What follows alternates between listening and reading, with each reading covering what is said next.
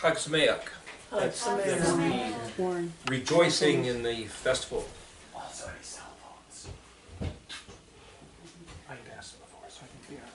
Just so you know, I'm not going to do like a PowerPoint where there's a certain agenda, a certain script where we have to stay locked on to a certain track. So if any of you have a question or a subject that you want to regard, we can do that. We'll keep it like a rather unscripted, informal occasion.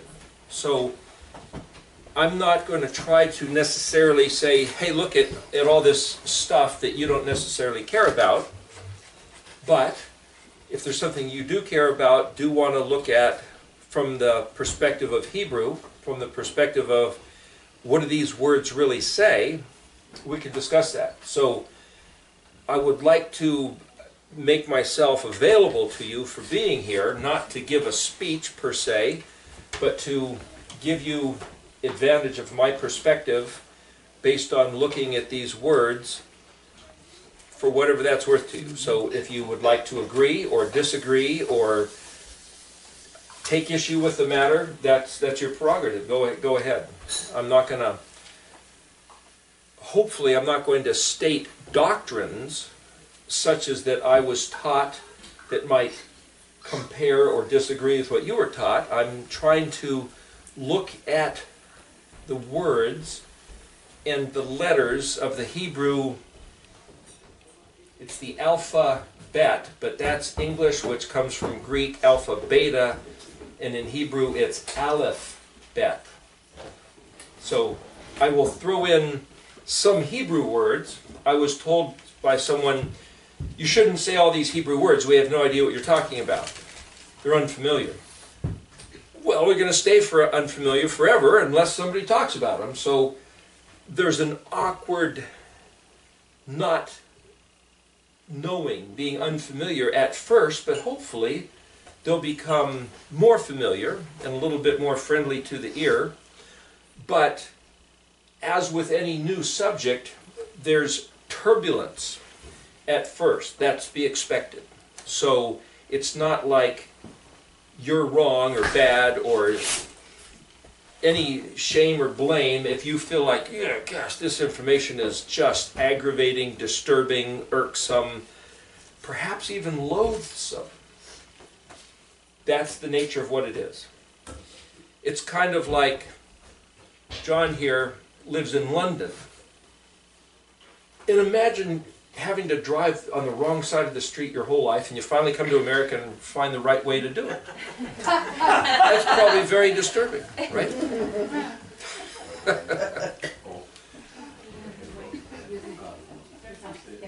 It's that kind of thing.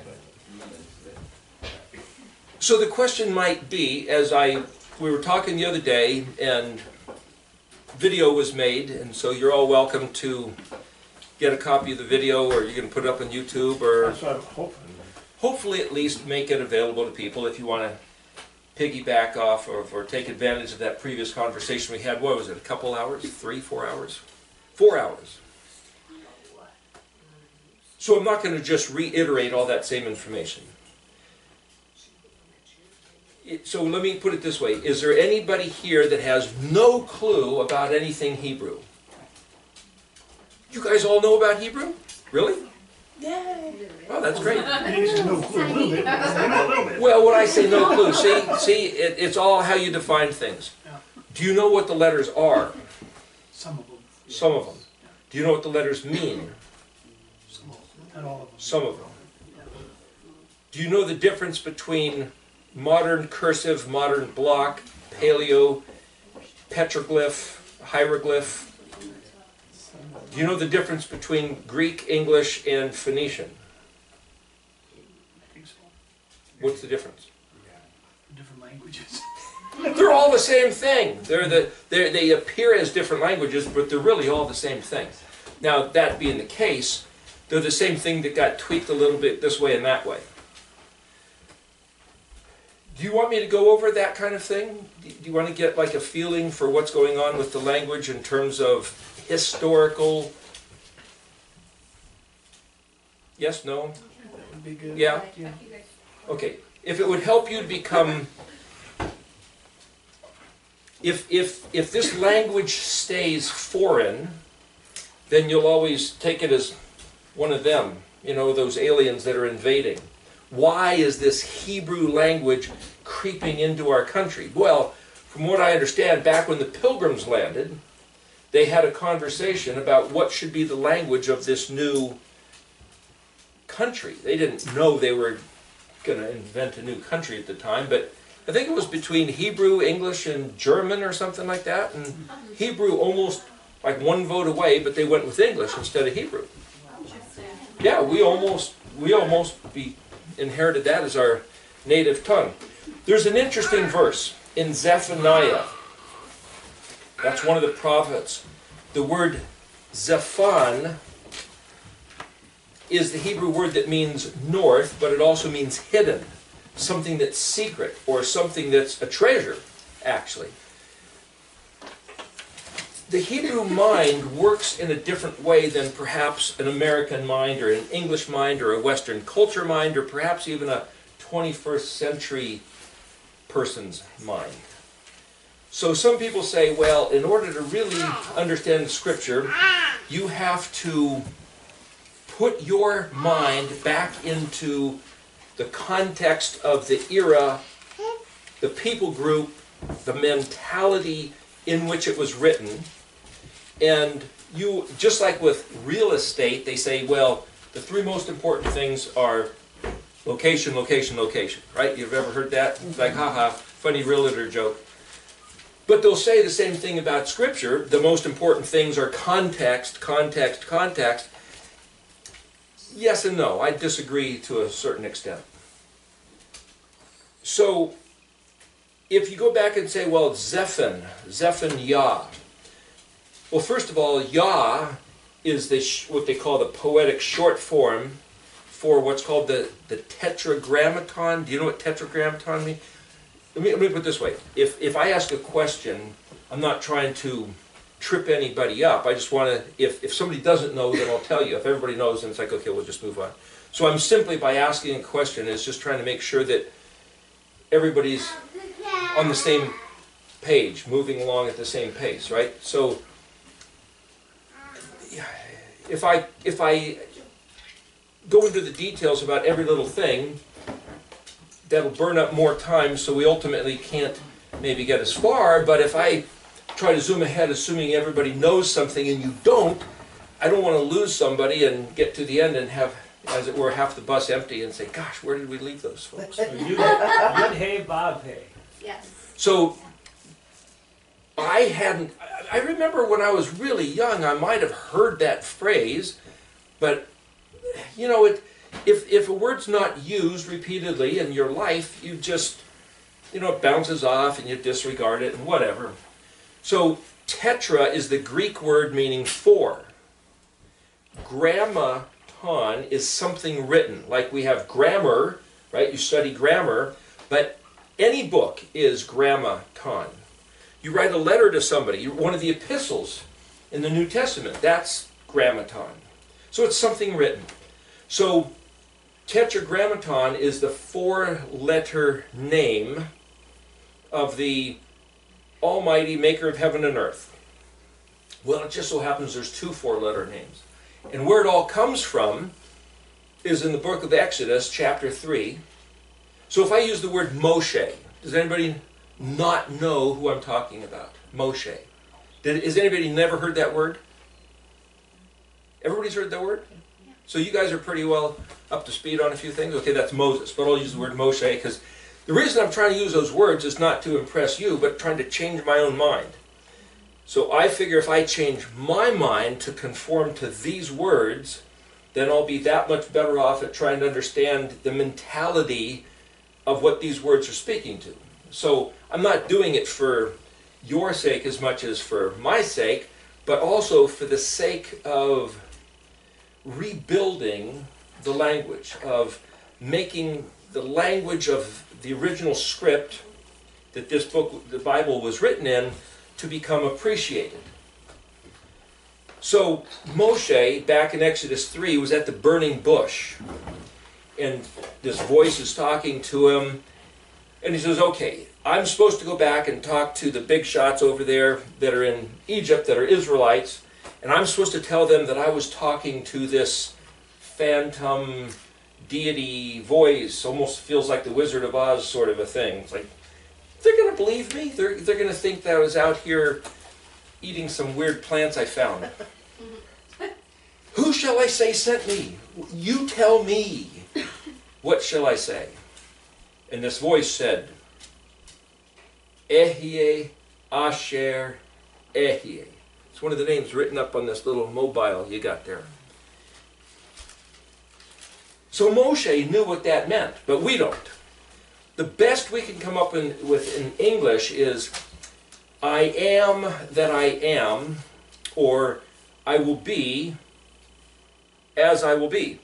There's another way to look at that.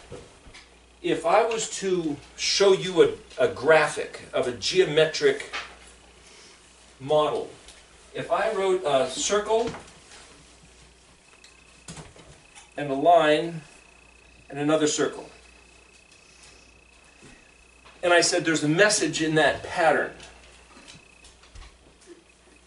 how would you know what I'm saying? You've got to sit and contemplate and going, what? That's a message? But if I start off and say, here, look, there's a big blank board. So in the very beginning, before there was a begotten Son, before there was a heavens and the earth, and if you go to John 1, before there was ever the Word, everything was one. Everything was what we might call a chad. There's a certain oneness where there was no problems, no discrepancy, no opposition, just everything just was. And somehow, that thing that was everything was actually alive and an individual, we call it a person. It had personhood. And then, that person made something. Well, if there was one essence of everything, suddenly that's other. That's different. That's a thing, whereas the oneness was no thing. Now there's something. Is that the same as the everything? You couldn't even say thing because there was no thing. It was all one. And suddenly there's a thing. There's this contrast. There's this thing. So how does that thing that now exists relate to the oneness of everything that was nothing, that was best represented by, soon as there's an other, there's the possibility for conflict, but there's also the possibility of, hey, we're together. If there was no other, there's never a conflict. In fact, the single man can do whatever he wants with no hassle, right? We were discussing that earlier. But suddenly when there's another, it's like, whoa! Think of, you know, in biology, mitosis, right? There's a single cell. And say this cell, I'll just draw a design on this. Say the cell look like this. Say that's the personality of the cell. And in mitosis, well, see, when you have male and female and they get together, you have two cells coming together and they make this other entity. But in mitosis, this cell simply divides and it becomes this other cell which looks exactly like it.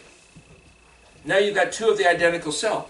So the consciousness of this one cell is that anywhere it looks, it just is experiencing its environment. But suddenly, soon if there's two cells, even if they're absolutely identical, the real experience of this cell is that there's some guy to its right blocking the view. And this guy's experience in life is that there's somebody to the left blocking his view. So suddenly, from the moment the cell divides, there's two different realities, two different consciousness, even though they're both absolutely identical. You understand what I'm trying to say? Okay. That's kind of the experience of there's all one, and suddenly there's an other. So even though some people say, well, and this is some other philosophy, some other spiritual description, that everything that exists is God. Well, if God is the creator, by definition that word God is the creator, then if he makes something created, well, that's God too. What's that? Well, no, the created thing got there because somebody else put it there, and the creator is the guy who put it there. So even if that is made up of the substance of the God that put it there, they're different. Different consciousness, different world, different reality. You got a feel for that? Now, what's this business of a straight line and another dot? Well, the way to explain that is to look at the phrase Ehyeh Asher Ehyeh back there at the burning bush incident. I'm going to write it in Paleo-Hebrew. If you don't know modern Hebrew, then I could write it in Paleo and it's no difference. I could write it in Swahili and you wouldn't know the difference, right? So don't worry about it, but I'll show you something about it. So here's Aleph, Hey, Yod, Hey. And then there's this word Asher. And then there's the word Aleph, Hey, Yod, Hey again. So this is a word that's translated I am, or I shall be. And this word Asher means who, that, or which. That's the basic translation of that word. So I am that I am. Or I shall be who, or that, whoever I choose to be. So this I am, or I will be, this verb hey yod hey in Hebrew is the verb to exist. It's just existence. So we look back at the blank board and say, well, it's not blank. It's the being that just exists. There's no other way to describe it. You can't even say him. You can't even really say it because it has to do with something. It's just this existence which has a consciousness and a life essence all of its own, and that's all there is. But that's kind of what this verb, hayah, that's what that means. And it's the best way for me to illustrate that is to take a big whiteboard and put a dot. There, it exists. I mean, I was trying to prove that it exists before there was a dot. It's the existing wall. But if I put a dot, suddenly, oh, there, now it exists. The dot's there, right? Well, this word asher is actually a straight line. The word asher means a line. It means to walk straight. It means to authenticate or validate or prove. In other words, it's something which goes from here to wherever that there is that it's going to. Straight line connecting this to that. And what he told us was, I exist, and then there's a straight line, and I exist. So that's this model here, a dot, a line, and a dot. But there's more if you look at what's really in the Hebrew, in the sense that every letter means something. The interesting thing about the Hebrew alphabet, in English there's 26 letters. In Hebrew, there's 22, but then they've added some other letters which are duplicates. So you know how in English, I can write the letter F, or I can write the letter PH, and they both have the same sound? There's that kind of thing going on in Hebrew, but we won't mess with that right now. The point is, in these 22 letters, every letter means something. And these letters are put in a certain place. And my study is that the exact place in the sequence that the letters are put also means something. Now, if you look in an encyclopedia, go to the library and open up books on language, you'll find that really smart people with a whole bunch of fancy letters after their name, they've got all kinds of degrees and doctorates and stuff, and world-class linguistic scientists will disagree with what I'm telling you. Just so you know, that's okay. If you want, you can believe them, and you can just don't believe what I'm saying. You might find it curious, but that's okay. But I'll qualify with what I'm saying, and then you can decide for yourself if you'd like. But here's what I'm saying, is that I believe that the Hebrew language was not an arbitrary collection of sounds that then somebody wrote squiggly shapes calling them letters and said, well, those letters represent those sounds, and the order is random, it just doesn't matter. I think the Hebrew alphabet was very specifically invented by the creator of the heavens and the earth. It's his invention, and not only is it his invention, it's a communication from the heavens to the earth. It's kind of like, just imagine one day if a meteor came from outer space, crashed right out here in the farm field, and you go, wow, and you go over there, and just like a nut, like a walnut that got cracked open by a squirrel or something, and you look inside and there's a note. This thing just came from outer space. We all saw it. It cracked open. This meteor is like some kind of a cocoon, and you crack and you pull it out, and it's actually written in English, but it's not from an Earth person. You go, wow. Why would they be speaking English? Somehow they're so smart. Maybe they've been here before, but they're trying to communicate. Now you could say, well, that's kind of a science fiction story. However, I think it was in the 60s, the United States sent up a spaceship, and in it was a message. And we thought, you know, if there's any intelligent life out there, if we write the message in, what was it, like Morse code or something? It was a very simple code language, and they drew kind of this little sketch of a man and a woman, and then they drew this other thing that said, look, here's the sun, and here's these other planets, and we're the third rock from the sun. That's who we are. We come in peace. Don't, you know, just so you know, we're just saying hello. And they sent this spaceship out, and they're thinking, hey, maybe it'll bump into somebody's planet, and they'll find it, and they'll say, hey, look, because there's these actual little weird shapes, if they have a certain degree of intelligence, they should be able to figure out that this is a code written as a communication. That's what we were hoping. And if we think that, what I'm suggesting is that the Almighty Creator of heaven and earth, whatever he is, maybe he is some kind of space alien, but he exists on the other side of even this dimension of what we call space. He's on some other dimension. So whoever, whatever he is, when I say space alien, it's just non-human. Somebody out there shot this projectile down, cracked open, and you pull it out, and it's the Hebrew alphabet. That's what the Hebrew alphabet is. It's a communication from another dimension, another time, a different space, long ago and far away, that was dropped onto the face of the earth. And now we're trying to decide, well, what does this mean? Well, I'm trying to decide what it means. Not very many other people are. Some people are. But I'm suggesting that's what this is we're looking at.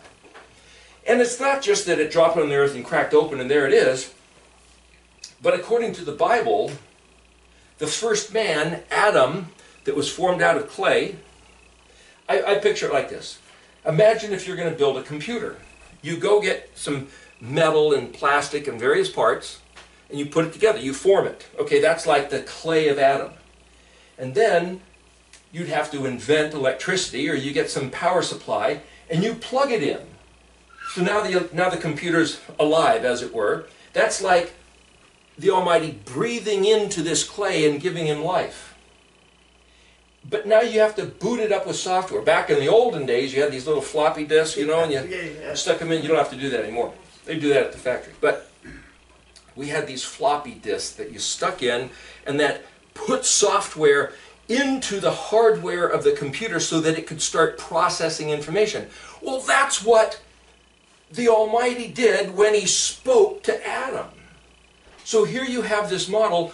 You build the hardware, you plug it in, which turns it on, and then now you have to give it the software, so He speaks. Now, if you read in the King James English, what did He say? Be fruitful and multiply. But He wasn't speaking English. English didn't even exist as a language until about, 500 years ago or so. The Angles and the Saxons came in, and there was these weirdos from the other side of the water, these Normans, and they invaded for a while, and just disparaging the French, sorry. My family heritage goes back to the French, so I'm just being fun. Anyway, the point is, English didn't exist as a language, so He wasn't speaking English. Well, we have the Bible written in Greek. He wasn't even speaking in Greek. That didn't come until much later also.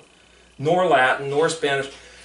If you go all the way back to the Tower of Babel, how do you know what the original language was before the Tower of Babel? Does anybody have you ever thought of a way how would you prove what that original language was? Have you ever kicked that idea around maybe? No? Think about it. Hebrew, I figure. Huh? Hebrew, I would think. Okay, well you might guess that Hebrew was the first language. As a matter of fact, if you look in the Bible, it says He said, Peru uravu.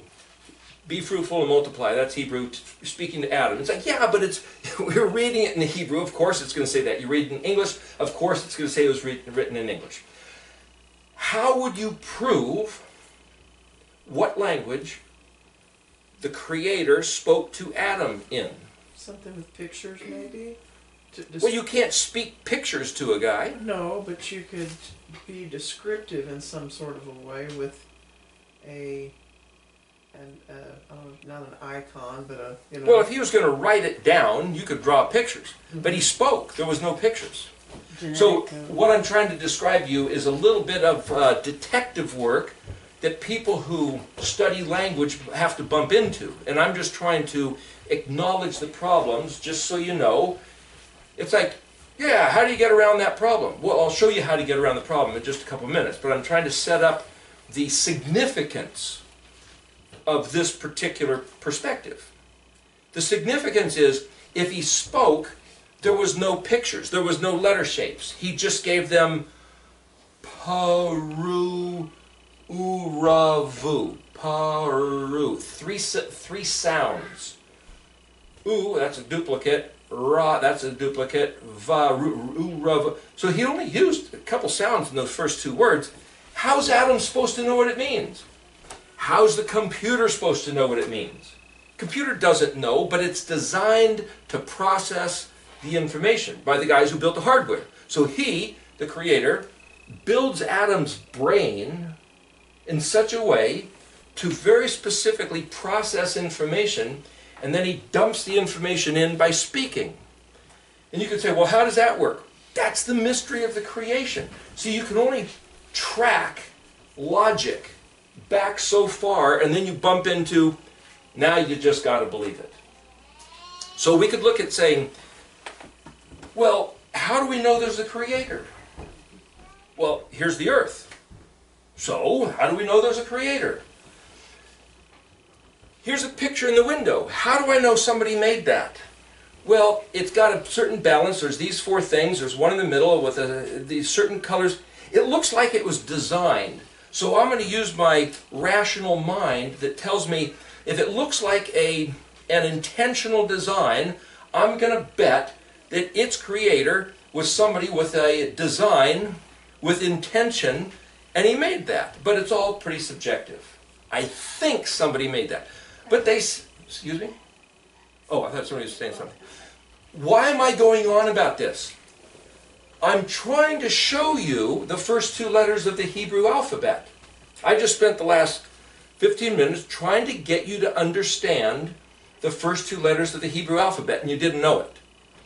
But that's what I'm trying to get you to feel, not just, see, if I said, here, this is our letter A, and you turn it this way, and it's the Paleo letter Aleph, and here's our letter B, our number 2, and here's the Paleo here's the modern letter bet, looks like that, kind of like a number 2. And the paleo letter bet kind of looks like an embryo shape, like a tadpole. And tadpole is put in a body. I mean, I could show you all that, but that's just dry information. I'll show you that if you want. But what I'm trying to say is, I'm trying to give you a sense of what's really behind the Hebrew language. So, to exist, a straight line to exist. But the list letter Aleph in Hebrew doesn't even have a sound. It's the sound of silence. Like the Simon and Garfunkel song, Sounds of Silence. Like this big blank board. You can't even say Aleph. Oh, I just said Aleph. If Aleph represents the infinite unknowable, as soon as I try to describe it, it's no longer infinite, and it's no longer unknowable. I just made it contained and so specific that I can point to it and give it a label and even give it a sound. But that's what the letter bet is. In fact, if you look in Hebrew, Genesis 1:1, the first word is Bereshit. It's called, translated in English, in the beginning. But the letter bet means in. So the letter bet in Paleo is written like that, you could say. See, this is the tadpole embryo shape. The first thing that develops when cells start dividing is you get the brain, and it forms an eye, and then it extends out the backbone, and then the backbone branches off the arms and maybe legs, and then the tail, and that becomes a vertebrate animal or human. But it comes from the letter bet. The modern letter bet, it might have a dot. Just so you know, if there's no dot, it sounds like a V. If there is a dot, it sounds like a B. But it's a picture of a house. So if you looked at a tent from the top view straight down, you might say, okay, here's the tent. Here's your campfire out here. So you're just sitting in front of your tent. Say, what if you want some privacy? Well, okay. If you want some privacy, you might do a little like this. So if you want to sit in front of your tent, you sit here. But if you go around the corner, now you're sitting in the private space. So as the floor plan of a house, you've got the public area and the private area behind this turn. Well, that's the design of the Paleo letter bet. It's a house, and it means to be in. So the same way, if you were, say, out in the middle of the desert, and everything is just wide open desert, and all of a sudden somebody put an umbrella, then suddenly your entire reference of your world is either, am I under the umbrella and keeping cool, or am I out in the blazing sun? What's my proximity to the umbrella? Everything in your world has to suddenly do with that dot, that umbrella that was never there before. So what I'm saying is that when the Almighty, the infinite one, suddenly created this thing, this other thing, like this dot, even if it wasn't described as anything but a dot, suddenly his whole attention is about that dot, and that dot's whole attention is, hey, I exist. And who made me? It set up the entire universe of consciousness, time and space, as we experience it. And it was all about oneness and suddenly a dot. So this word ehyeh is, Aleph is this oneness before there was anything. And this word hayah is this dot. Now it exists. And then he says there's this straight line, asher, and then he says the same thing again, the oneness and the being, so that's another dot. So I can sit here and say a dot, a line, and a dot is a geometric model of the identity of the creator of the universe as he described it himself to Moses at the burning bush incident. But wait, there's more. That's a joke, playing off those TV commercials. Here's the thing. Because every letter can be read as a picture, as you said, as meaning something, the only way for me to know what these letters really mean is to find out where they fall in the sequence. So here, just for what it's worth, I'll write the letter sequence here. So there's Aleph. This is in the Paleo letter style that I happen to use, but here. Aleph, Bet, Gimel, Dalet, Hey, Vav, Zayin, Het, Tet, Yod, Kaf, Lamed, Mem. It's a little bit squished. I can show you better if you want later, but just for the sake of reference, just so you hear the words. Nun, Samik, Ayin, Pei, Zadi, Kuf, Resh, Shin, and Tav. Okay, so the point about that is that if he says Ehie, that's the first letter, which is silent. Can't say it. The first letter of Bereshit, as I said, is the Bet, which means to embody. So it's the picture of the word in, like the picture of a house is something you go into. But it also means on and with and through. So if you step under the umbrella out in the middle of the desert, that's also Bet. But the umbrella itself is a covering, so it's a Bet. So what you're doing is Bet, and what you're under is a Bet. The concept of there being something is Bet. That's the Bet concept. The next letter, Gimel, the word Bet means house. The word Gimel means camel. But a camel is somebody that walks. It's a transport vessel. So if Bet is this object that you can be in, it's kind of like our concept of a noun. There's a chair. Is that a Bet? Is that a house? It's a noun. I'm pointing at an object. There's a tree. Is that a Bet? Is that a house? Well, if you're a bug or you're something that lives in the tree, that could be a house. A bird may. But what I'm trying to show you a bigger concept around what these letters are. Well, if Gimel is a camel, it's like a verb. So if that's a squirrel and the squirrel gets up and runs, now the squirrel is running, so the Bet is Gimeling. So they work together. Well, it's a different aspect of the same thing. And the idea, the plan, the invention that there would be such a creature as a squirrel, well, that's the Aleph. That's the Almighty's idea in his own head of his own plans. So for the Almighty to have the idea to make something is Aleph compared to Bet. Bet is what is made, which is why Bereshit starts with Bet. Aleph is silent. You can't even describe it, which is why that's the Almighty on the other side of the physical creation, the infinite. You can't even imagine how big, how vast, how... We don't even know. All we know is what he told us. Gimel then is you might say the universe is the Bet. The universe then set in motion. It's kind of like taking the computer and plugging it into the wall, or taking Adam and breathing into him to animate him. That's kind of like the Gimel. Dalet, the word Dalet literally means door. The letter Hey, sometimes the Paleo-Hebrew letter Hey is drawn like this. It's a man with his arms raised. Hey! That's the letter Hey. Not to yell at you, but I want to make sure everybody's awake. Just in case it started getting a little bit boring here.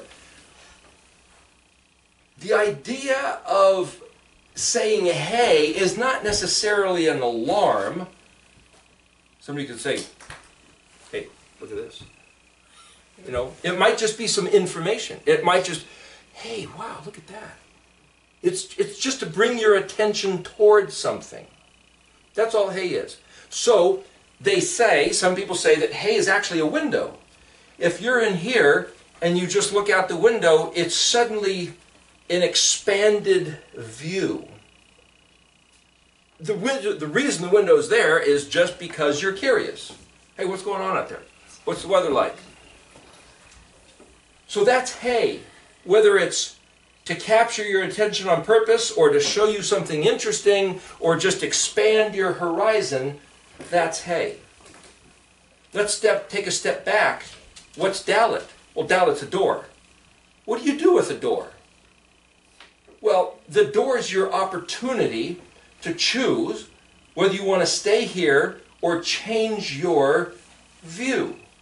So the interesting thing is that once you step outside the door, you have a different view. Well, the letter hey is outside the Dalit. So is hey the window, or is hey the environment on the other side of the door? It's kind of both.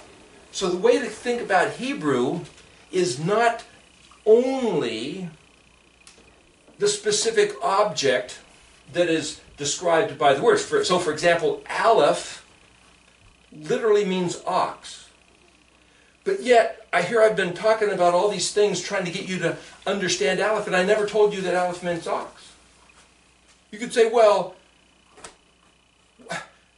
if Aleph is like this creator before the universe and this blank thing before there's a dot and the guy that decided to make the squirrel run, where's the ox? Did you happen to wonder that? Where's the ox? I can see it right there on your face. Where's that ox? Here, I'll show you another interesting thing. If you take, I'm using different colors because otherwise it's going to get so cluttered you can't tell one from the other. So, not that there's anything special about the colors. But if I was to say, here, look at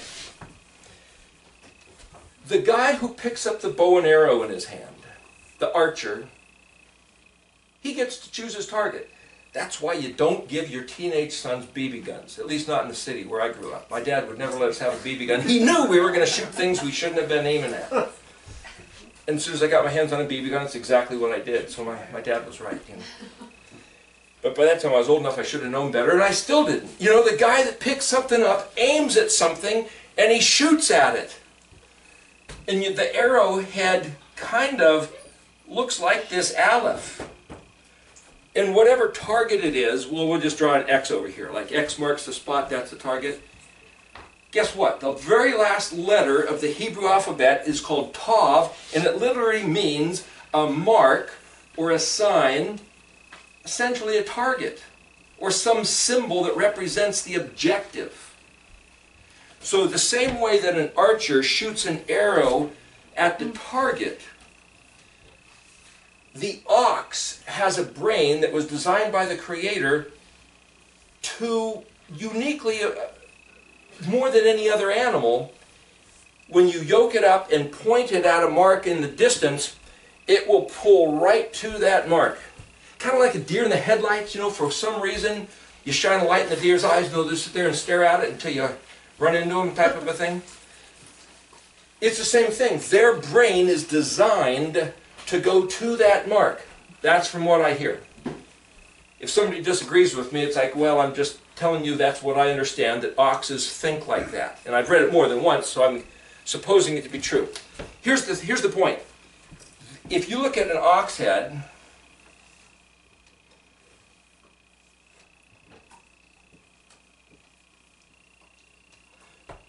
it's kind of like this points of the letter Aleph. You take a picture and you turn it into straight line drawing. There's the ox head, there's the arrow, and it pulls something in a straight line. There's that straight line I shared, until it hits the target.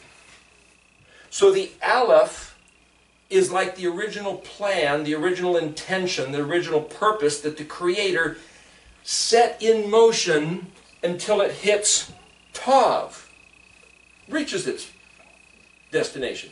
And so, in looking through the Scripture, you'll come across certain verses. There's one in Isaiah where the Almighty is actually speaking to Isaiah, talking to what He's going to do to Assyria. And He says, "As I have planned, so shall it be.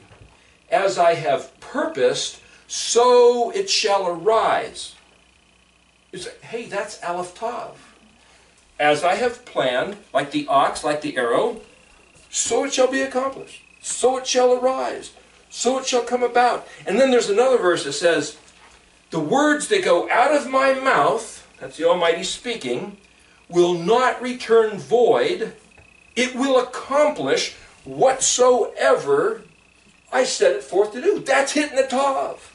So here you have this picture that this concept of when the Almighty gets an idea, he maybe thinks about it a bit, but when he makes this declaration, it's absolute.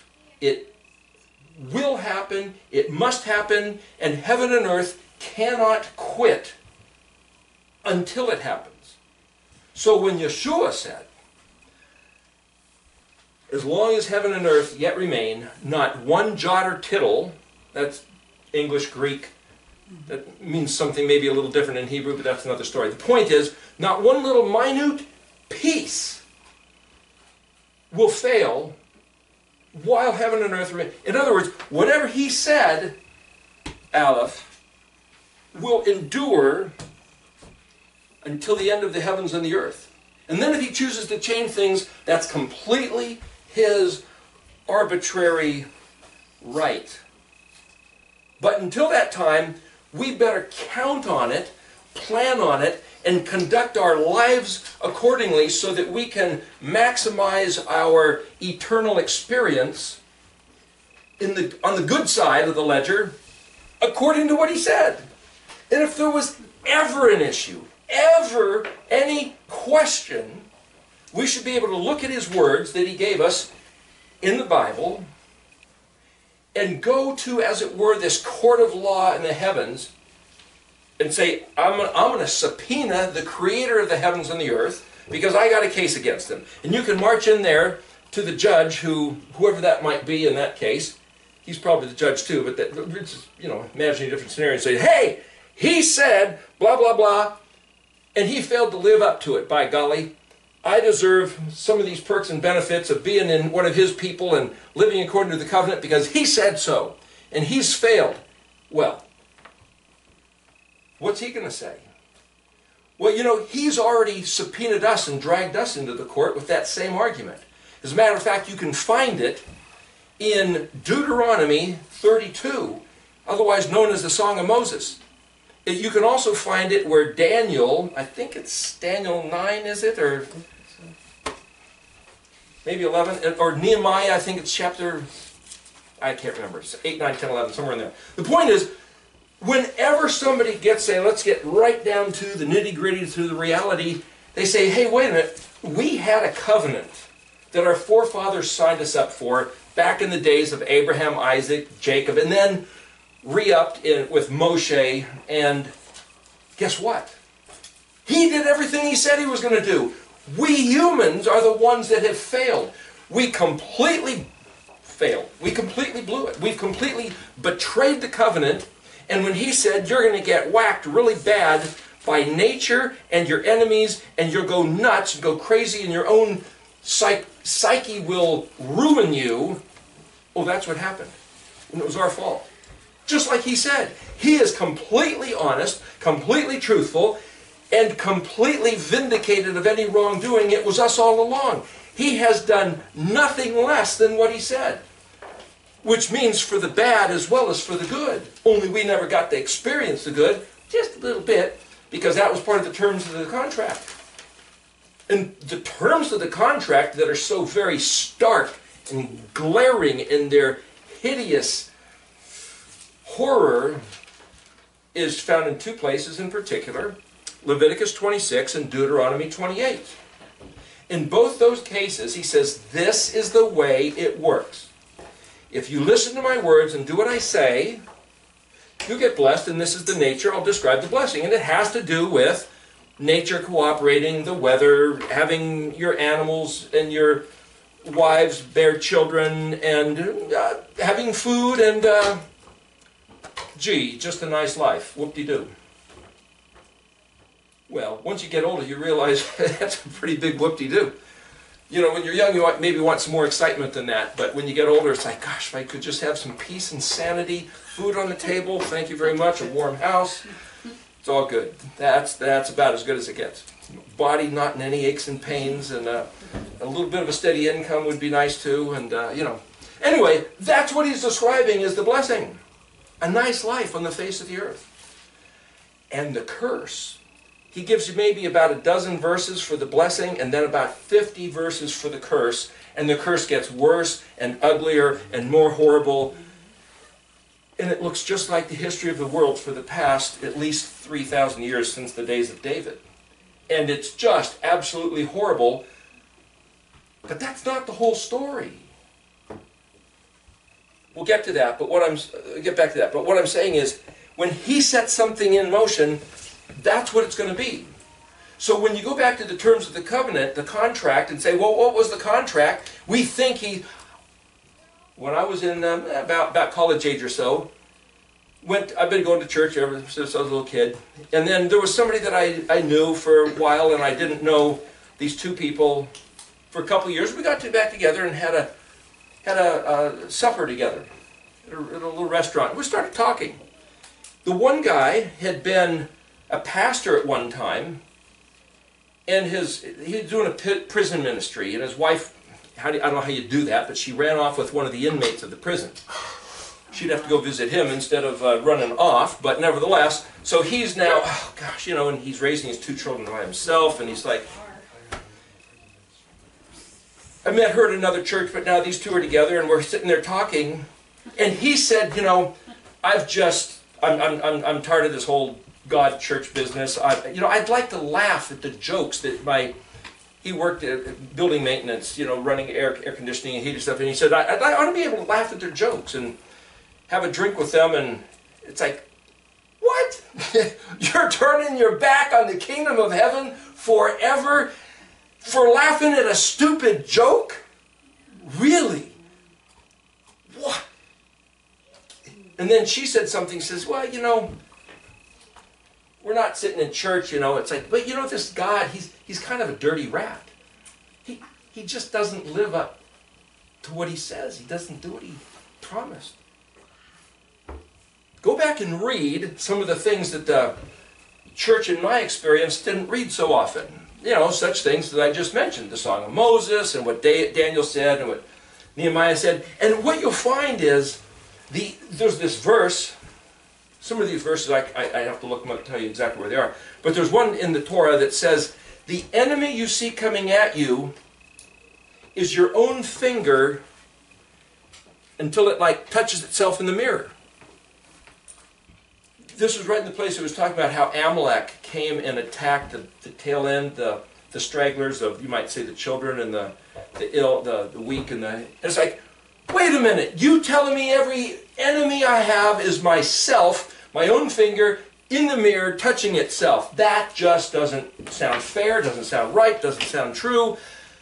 But that's what he said. So in some reality, in some way of describing how life on earth works, that's what he said. And instead of me saying, well, he's a dirty rat, he's just lying, he's trying to pull a fast one, he's telling us the way the world works. What does that mean? I can look back at some enemies that I had in life, and it's like, somebody broke into my car and stole a bunch of stuff. How is that? I never broke into somebody's car. How is that me?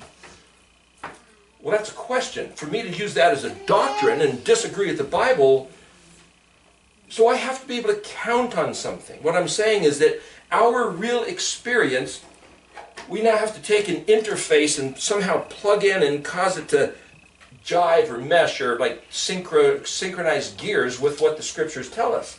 So the study is, what the heck is going on in this place?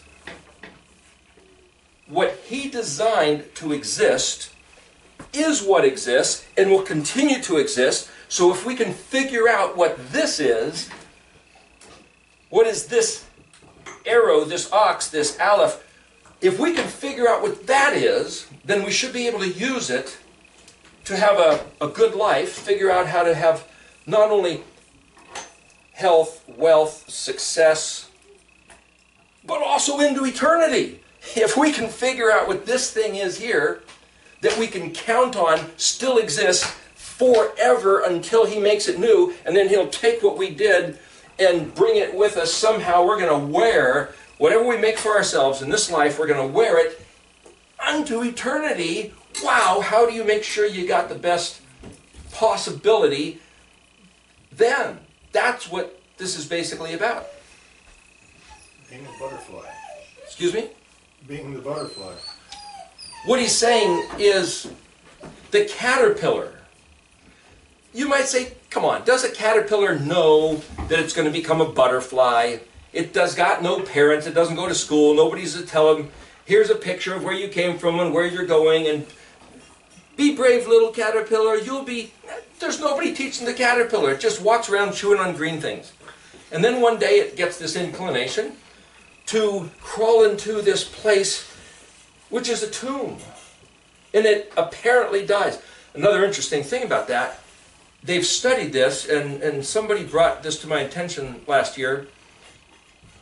Every cell, every molecule of that caterpillar dissolves into a slurry. Not one piece of the caterpillar becomes the same piece of the butterfly. So the leg of the caterpillar doesn't become the leg of the butterfly. It completely dissolves into a soup. And then reforms into a butterfly.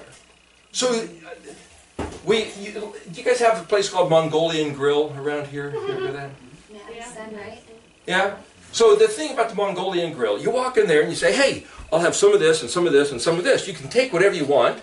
And the guy says, okay, that's it. That's it. He jumps it on the big grill and cooks it up and say, okay, that's your meal. That's yours. So it's like the caterpillar that walks around and says, I'll eat some of this, I'll eat some of this, and I'll eat some of this.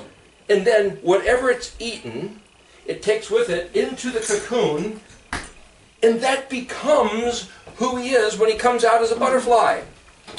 No more, no less, other than what he chose to eat.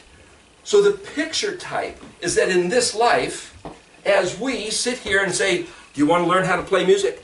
Do you want to learn how to draw pictures? Do you want to learn Hebrew? Do you want to go goth for a little while and paint your fingernails black or whatever it is? You want to drive race cars? You want to ride horses? You want to go tackle a kangaroo in Australia? Whatever it is you choose to do, is you, like the caterpillar, eating what this life has to offer on the buffet, and then you die, you go into your tomb, and on the day of resurrection, whatever it is that you took into your consciousness is all you have to become unto eternity. Now we say, whoo, boy, good thing he makes all things new. Yeah, but why am I coming up with this? Why do I say these words? How do you know you can trust me? Because that's the picture that's embedded in this alphabet right in here. And I can describe that as part of this study. But I'm not trying to tell you my imagination. I'm trying to tell you what I read in this alphabet, which happens, I think, this alphabet is the progression, the arrow, the ox flies until it reaches the mark.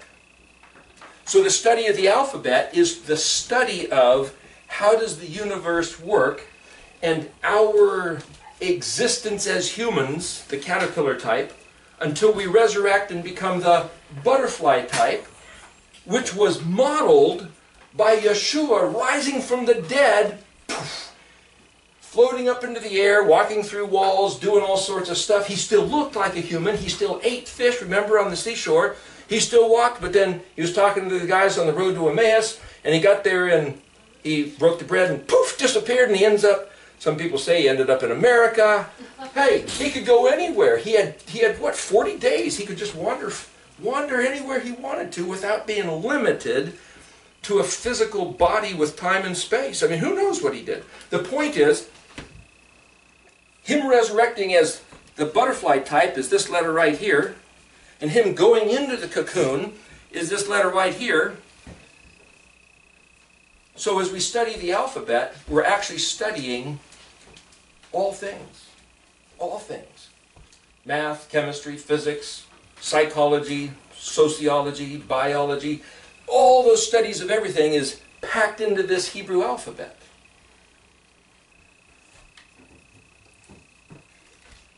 I'm going to get to the 10th letter because this is the 10th letter. And I'll just stop with that to show you where I'm going with this word here. So this hey is the window. This letter vav is actually called a nail or a hook. So if I want to take my coat off and put it somewhere, I can drop it on the... What if I wanted to hang it on the wall? Well, I drive a nail in the wall and hang the hook. Hang it as a hook with my nail, my coat now attached to the wall. Okay, it's a nail or a hook. People will say vav is a man. How is a hook a man? If I wanted to attach my hand to a knife, what do? Oh, I put a handle on the knife so I can grab the handle of the knife. So the handle of the knife is what attaches me to that sharp blade. So I can point to the handle of a knife and say, well, that's a vav. If I want to connect here to Madison, what do? I hop in my car and I drive on the road. Okay, so the road with my car is what attaches me to that place from here to there. So I could say, well, the car and the road is a type of vav. If I wanted to be from this side of the river to that side of the river, I make a bridge. So the bridge is a type of vav. So the bridge, in some people's mind, they'll tell you it means nail and shut up with the rest of it. Okay, whatever. But the concept of the vav is something that attaches this to that. And it could be anything you want. Because it's the concept of attachment.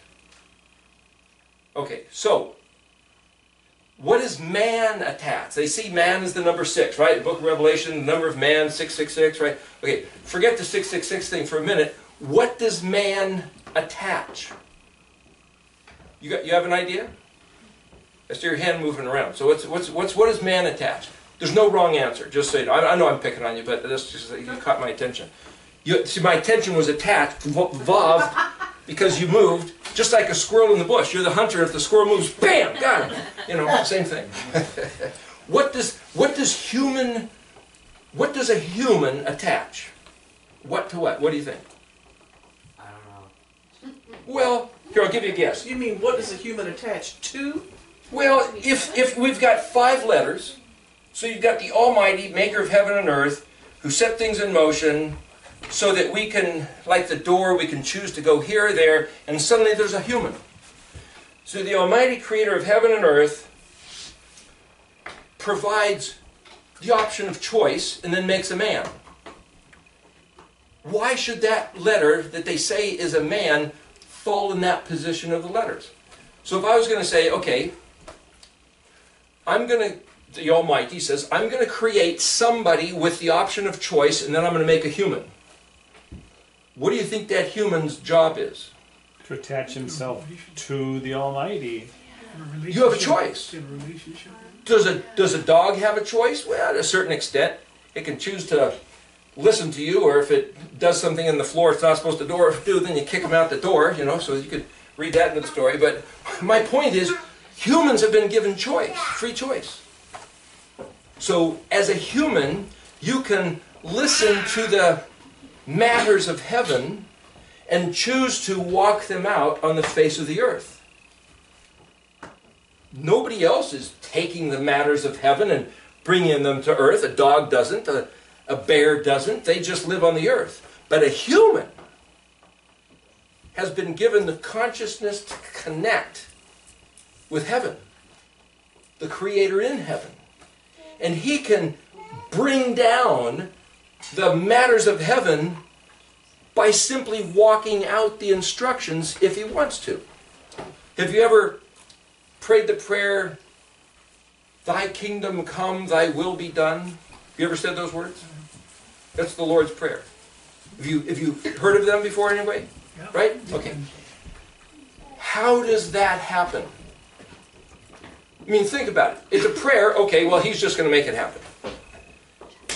How does it happen that the will of the majesty of heaven gets done on the face of the earth? The Queen of England may make a decree that everybody wears a funny little hat on a certain day, and if I say, Stupid Brits, I'm not going to do that. Well, I'm not a Brit. I don't have to do that. Huh.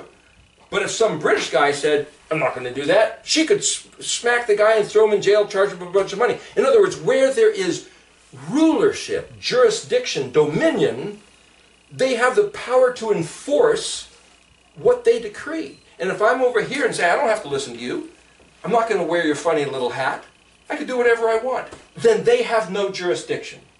But if I say, Heavenly Father, thy will be done on earth as it is in heaven, I am asking him to bring his jurisdiction, which means I can choose to make it here by doing what he said. Doing what he said. That's how it happens. I choose to open the door, open the window, dal it in hay, listen to what he said, and then simply walk it out. So the human has been given this ability to connect heaven to earth simply by doing what the Almighty said. Suddenly heaven and earth is here, and that prayer, thy kingdom come, thy will be done, is a reality because you chose to do what he said. So then you get people, for example, Constantine in 321 made a law that says it's illegal to not work on Saturday. In other words, you have to work on Saturday or you're breaking the law. And if you break the law, we can charge you a bunch of money or take everything you own, throw you in jail, and do worse things to you if we feel like it. They made it illegal to keep the instructions. They tore down the bridge. They ripped the nail out of the wall, as it were. They broke the vav. So we can choose to rebuild the bridge simply by not working on the seventh day. The reason we're here today, in this culture of America, this year, 2018, hardly anybody other than the Jews care a whit about the Moedim. They just don't care. It doesn't matter. It's not that they hate it. Some people hate it. But they just don't care. So if you read in Leviticus 26, Yahweh said, hey, if you guys treat my words with a casual disregard, like, whatever. That's right. If you say those words about my stuff, then I'm going to treat you with a fury of casual disregard. And this is what it's going to look like. Your enemies will come in. Your enemies will steal your stuff, break your stuff, beat you up, drag you in chains, make you a slave, burn your cities, kill your children and pets, and then they'll do even worse. And he goes, worse and worse and worse. If we say, whatever. Well, I know America, at least in my experience, has had now over 200 years of experience of saying, whatever, it just doesn't matter. And we come from English law, which comes from Roman law, which basically said, thou shalt not keep the Moedim of Leviticus 23 and elsewhere. The Shabbat and the festivals. If you do it, you're in big trouble. So we have listened to the voice of that authority instead of the voice of the authority of the Creator. And so we have been doing a really bad job of being the Vav, man. So the next letter is a Zion, which is a weapon. So if you keep the Sabbath day, he said, don't work. The weapon is the seventh letter, which is basically a picture of, on the seventh day, stop. Just stop working. Okay, there's the instructions of, hey, this is the door to getting back to the Father's house. There's more to it in here we can go over later if you want. But the point is, this is the instructions of man regarding this seventh day. And here's a het, which is a fence, and tet, which is like this, almost looks like a branding iron. It's a full basket. Here's a yod, this hand that holds. It's possessive. It means my. So I could look at this as saying, this het, which is this container, like a box, that's full of stuff, that's possessive, my, and if Aleph is this word speaking of the Creator, and Aleph is a prefix letter, means I am or I will, so this is all his stuff, and he says, okay, so the man who keeps the Sabbath day has access into this fence of my provision, then if our authorities have a law that says you can't do that, what they've done is denied us access to any of the information or the experience or the blessings that we might have had for now 2,000 years if we had just had access to the stuff that was inside the Creator's own words. So we were either lied to, or our teachers didn't know or didn't care, but either way, we are all victims of disinformation for 2,000 years. And so the whole idea of listening to this talk, reading these words regarding these matters, is to regain access to what I think is the truth, which is words of life, which, according to this letter Zadi, cause the resurrection. The resurrection of what? Ultimately, the resurrection of human life unto eternal life, but even the temporal resurrection or restoration of, well, now there's words, you have to read prophecies in the Bible, that he said he's going to bring his people back, that he's going to return the blessing to them when they return to his words. That's in Deuteronomy 30. That's also in a whole bunch of other places.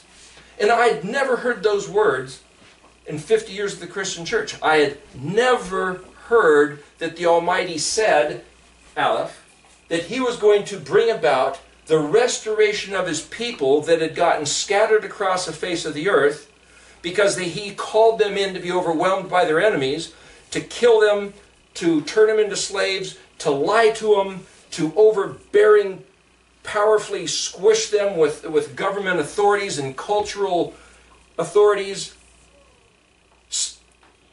so that his people would forget that they were ever his people.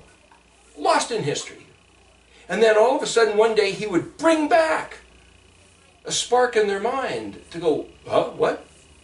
And suddenly he would restore his words.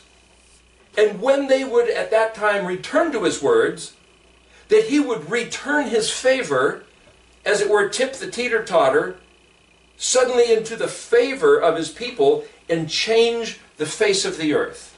With governments, with nature, the ecosystem, the economy, everything's going to change. That's what he said. But yet 50 years in the church, I never heard those words.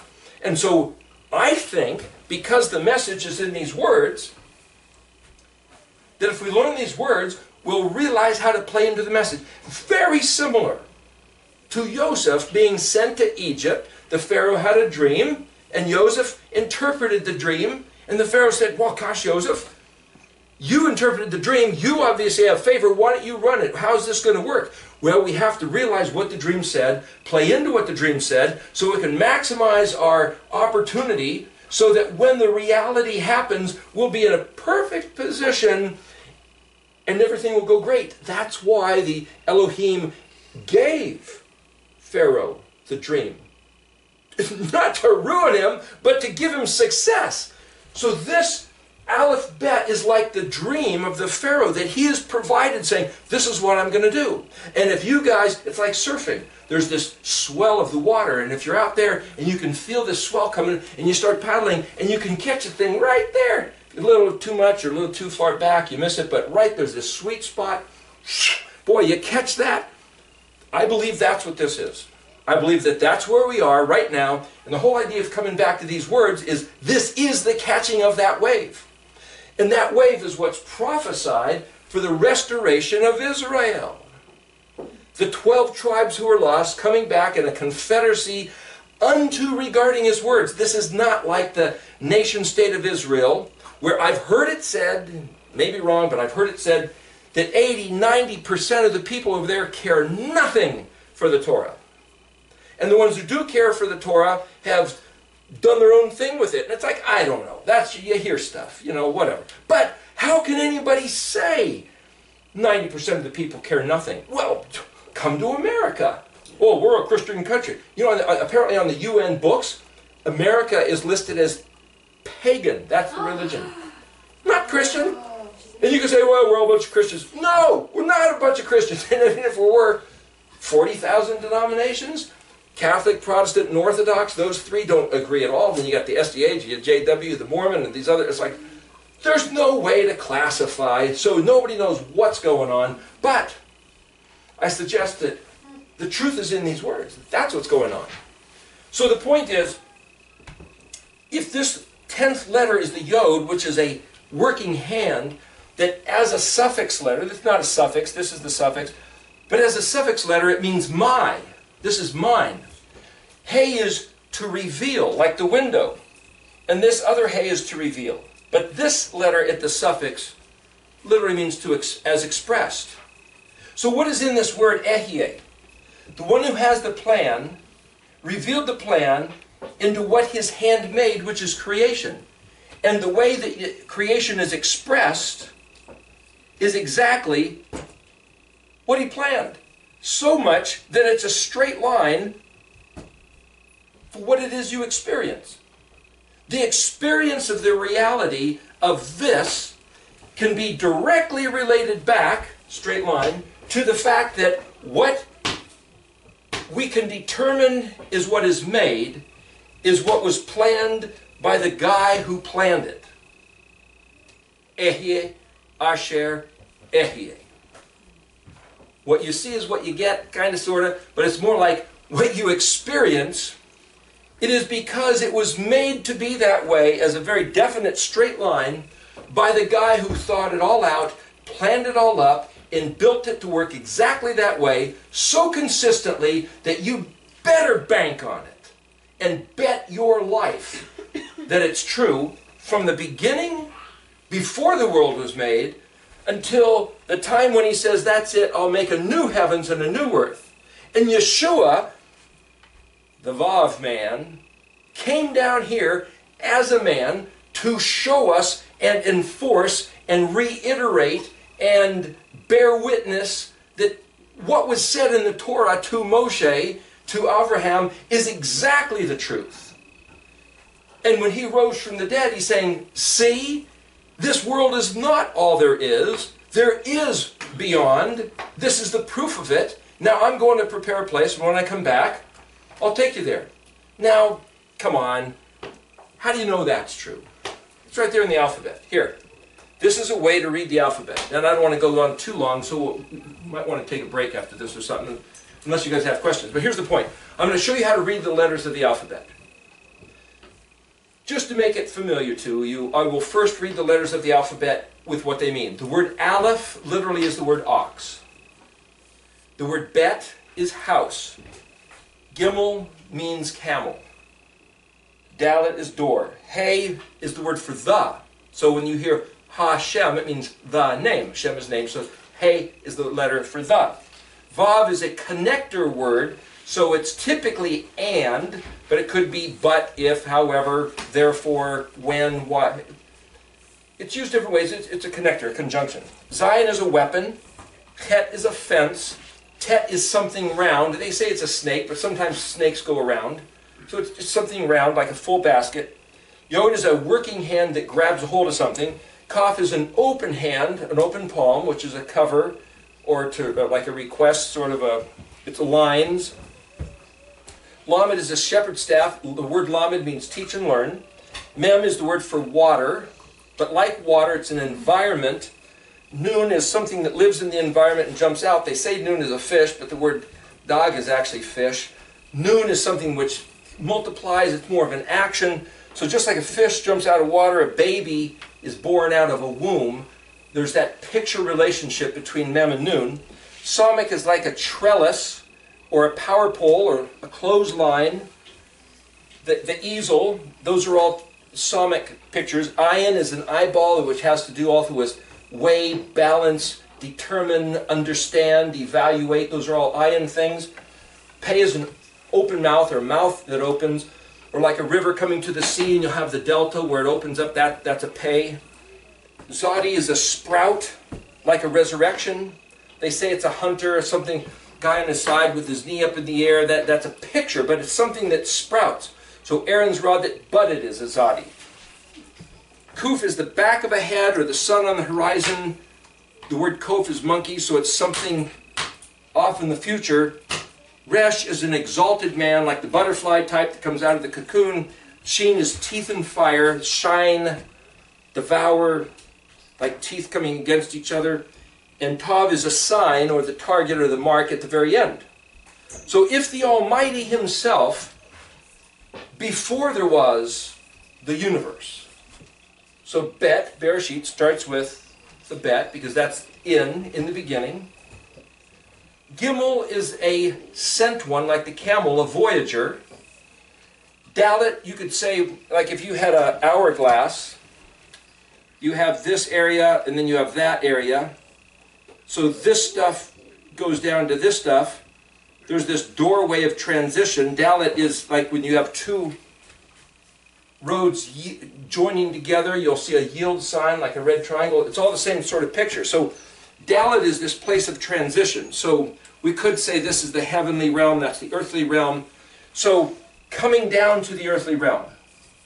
So here's a giant assumption that I'm going to make as a declaration, as if I believe it is true, which I do, is that the word Aleph in the beginning is self-referential. Meaning, whoever concocted this alphabet, the Aleph is referring to them. So the I of I am or I will is the guy who authored the alphabet.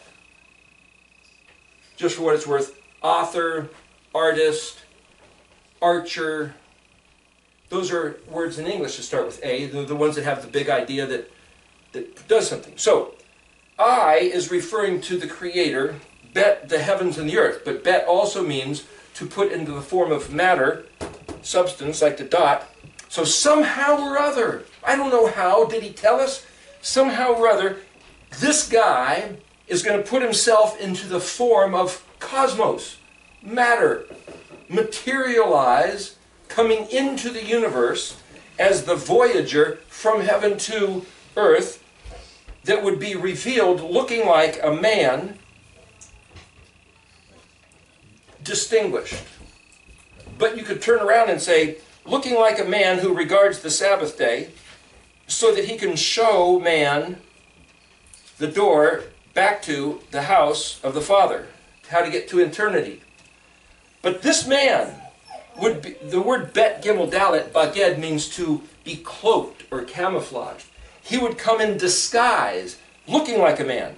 This word He Vav Zion, behold man this. Zion He is to specify this. So when Pilate said Ecce Homo in Latin, after he took this Roman flail and ripped open Yeshua's back, the other way to draw the paleo letter Zion is like this. It's a plowshare.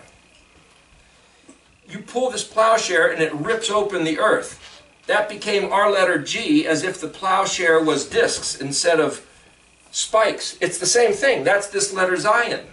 So this man who he put to the Zion, the Roman weapons, the crown of thorns, the whip on his back, he killed him.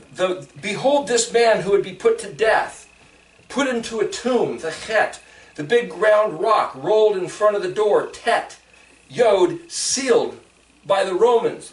Yet the letter Yod means my hand. His hand, he said, accomplished this act of arriving and crucifixion. That's the first 10 letters of the Hebrew alphabet. This letter Kaf Lamed is the word all, and to make a long story short, we could talk about that later. I think this represents the Torah instructions. Mem Nun, like the fish jumping out of the water, is a matter of taking those Torah instructions to your heart and becoming as you read about. That's more the pattern. I don't want to take too long here in order to give your minds a bit of a break. Psalmic is a picture of the vine and the branches. Ayin is a picture of judgment, weighing the fruit. It looks like a fruit that's grown on the vine. Pei is eating the fruit, having to deal with what it is that you bore. Zadi is a picture of the resurrection. So this group right here, here's being put into the tomb. And this group right here, you could look at it in groups of 1, 2, 3 days and 3 nights. This is more of the study, so that's why I'm just not mentioning it right here. 3 days and 3 nights, he resurrects. Poof is a picture of it rises up. It's like this mushroom shape. You rise up, and remember, Yeshua rose up from earth to heaven, and the disciples were amazed, and the angel said, hey, you know, he's coming back the same way. He's going to gather up the hosts and come back. So this letter Kuf is both to rise up and spread out unto eternity, but grab those guys and come back. That's the letter Kuf.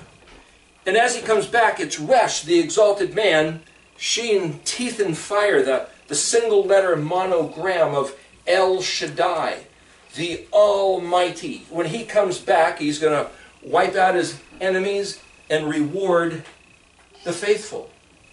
Tav, and he's going to fulfill everything he said just like he planned.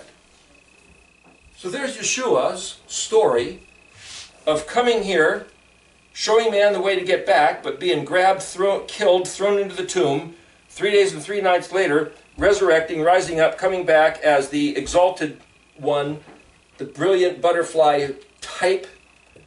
Just like he planned, that's the target from the beginning. And these letters here correlate to the festivals. In the study that I'm doing, okay, this is Passover, unleavened bread, the first day of which is today. Shavuot, 50 days of counting.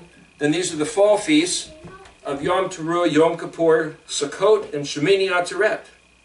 So understanding what these letters mean by their picture type, by how they relate to the story of who Yeshua was and what he said and what he did, correlated to the festivals, which are not done away with, is proof that this alphabet is written by the hand of the guy that invented the world, created the world, set the whole system into motion.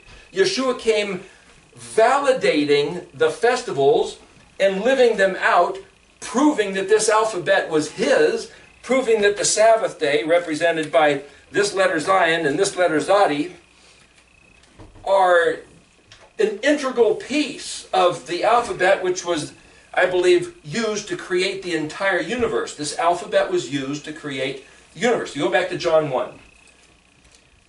We'll do this real quick and then we'll take a break. John 1, think of it as a riddle. In the beginning was the Word.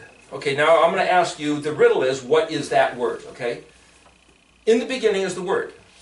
So the Word is with Elohim. With, remember, is the letter bet, because that means in, with, on, among, through. It's to be an object. But it's not.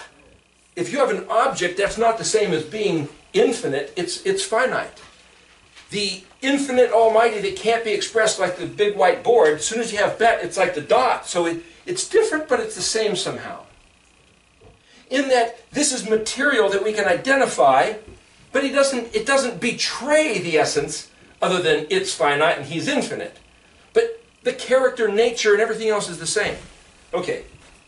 And then this word became the entire universe, right? Everything that became was created through this word. And then this word became a human being that we call Yahusha or Yeshua. That word became flesh. Now, if we humans that are made, we're composed of this word, just like the caterpillar. Whatever the caterpillar ate becomes the butterfly. This word became human. So humans are composed of whatever that word was, so that when we look back through the word, we can see Elohim the Creator. Because he invented the word as a projection of himself, and then through that word he projected the physical universe. So the physical universe fits this word like a hand in a glove. And so the mentality, the spirit, the soul, the thinking, the physical being even of humanity fits this word. And humans are the pinnacle of creation. And Yeshua is the archetype pinnacle of the pinnacle. He's that word in perfect form as a human being. So when we look to him, we can see that word in human form. So what's the word? What is that word? You got any ideas? Anybody? Yeah. Aleph Tav. Well, the Aleph, becoming Tav, is that word. So it's the whole alphabet. The Hebrew Aleph Bet is that word of John 1. That's in my logical processes. But then you try to fit it together and tear that apart. In other words, try to find a way that that doesn't work. I can't find it. Every process of logical analysis, of trying to dismantle that equation, as it were, I can't break it. So I think that the Hebrew alphabet is that word of John 1. What that means is, if we're studying Hebrew, the alphabet, we're studying Yeshua. We're studying Elohim. So We're studying His words. his heart, his mind, his instruction, his wisdom, his perfection. All of that. And if we walk out the festivals, imagine this. Then that means these festivals are Him. They're like His internal organs. It's His guts, it's His thinking, it's His DNA. So for us to observe the first day of unleavened bread, for us to observe Passover, we're joining Him being Him. He gave us these things to be just like Him. One with Him, achad with Him, which was the prayer of Yeshua in the garden. And for 2,000 years, it's been denied us. It was lost. It was illegal. Thanks to Brother Yehuda for retaining its integrity. But now we can make it our own. We don't have to copy these guys or obey the rules. You better not. And it's like, what? Shut up. I'm going to do what these words say because it's Him and it's the provision He made for us to walk with Him, be with Him, think like Him. So my take is that as we think in Hebrew words, we're thinking like Him because the Hebrew words compose the thoughts that He had, that He put in this form, that He projected down to us. Well, He has other thoughts too. Deuteronomy 29. The things that He did not reveal, well, that's His business, they're His. But what He did reveal is for us and our children to keep the words of this Torah. Why? Because it's being achad with Him. The prayer of Yeshua in the Garden of Gethsemane is, that pray that they would be one the way we are one. And Yeshua said, I only do the things I see my Father doing. I only say the things I hear my Father saying. This is the stuff. This is the stuff He said and did. This is the script. This is the map. This is the path. And yet, every church I ever went to cares nothing for this stuff. So to have the mind of Yeshua, we would, if we consume this, partake in it, that is how we develop His mind, so we can be like Him. Let this mind be in you, which was also in Yeshua. So, make of it what you will. The burden is on you to pick it up and run because it's your life and your eternity. But here, I believe, is the truth revealed. And what I was going to read in Zephaniah 3:9.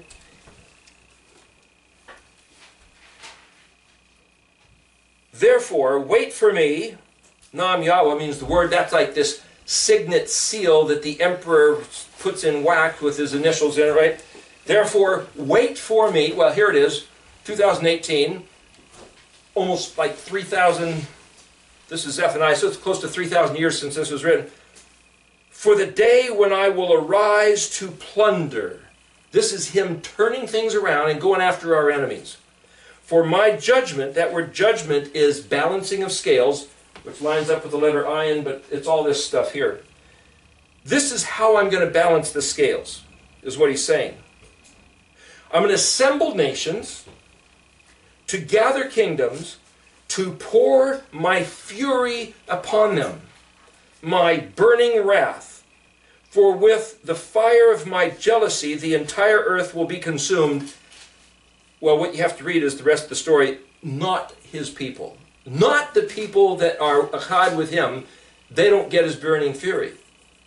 Then He goes on to say, for then you have to say, well, is that the word then, or is it when, or is it after? It's this conjunction word. For then I will change the nations to speak a pure language, so that they will all proclaim the name of Yahweh, to worship Him with a united resolve, or with a single shoulder. Somehow He's going to change the language of the world so that everybody's on the same page. How's that going to happen? I think that's what this is. So that's why I think this is just simply catching that wave of what he's about to do. And it's not like, yeah, one of these days a wave will come in. It's like, this is it. This is the wave. This is the swell. Boy, we can just catch this thing and ride it in. I have no fear of his burning fury, because the burning fury was not upon his people. If you read the rest of the story, his people, Israel, the 12 tribes, they forsook him. They turned their back to him. They had a casual indifference, of whatever he said. So he called in the enemies to pillage, to ruin, to destroy, to take them as slaves, to overwhelm them, scatter them across the face of the earth. This thing of the 2030-year curse would have been over 2010, the best we could calculate. Leviticus 26 with Ezekiel 4, that's another story we can talk about later if you want. But as of 2010, jail sentence done. So here we are coming back. And he says, when you guys come back, Deuteronomy 30, which we're going to talk about if you want, then he's going to pour all that fury on the people that harassed us for the last 3,000 years. Fury to him is, you don't want to be there. We don't have to be there. Come back to be in league with his being. Echad. In league with his being. His Ehyeh. So that's why, understanding this, I think this Hebrew is such a great thing, and why I'm here to say, hey, look, like he said. So, does anybody have anything they want to ask or say or anything? Hallelujah. Who raised for our side? So good. Excellent.